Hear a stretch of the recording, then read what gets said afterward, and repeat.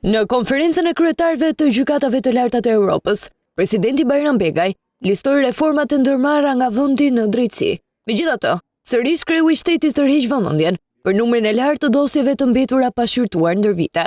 Në Shqipëri ne kemi ndërmarrë një reformë e cila ka sjellë zhvillime pozitive të rëndësishme në sistemin e drejtësisë, si forcimi i pavarësisë dhe rritja e profesionalizmit të magjistratëve, rritja e transparencës dhe mekanizmave të rinj për të parandaluar korrupsionin dhe krimin e organizuar.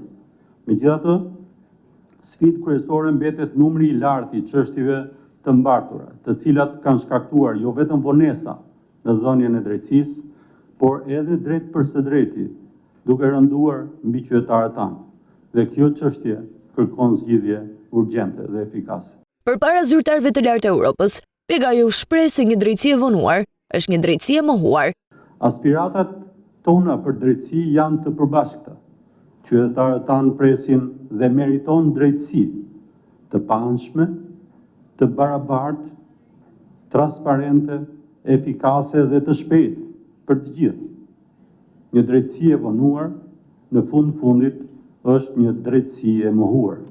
Theksoi rëndësinë e pavarësisë së sistemit të drejtësisë, sikurse që rrit besimin e qytetarëve. Duke siguruar respektimin e ligjit, ruajtjen e lirive dhe të drejtave themelore të qytetarëve, si dhe ndërtimin e besimit publik. Në përfundim të fjalës së tij, presidenti Bajram Begaj garantoi mbështetjen për të gjithë profesionistët e sistemit të drejtësisë në Shqipëri dhe inkurajoi të vijojnë punën me profesionalizëm dhe integritet të plotë.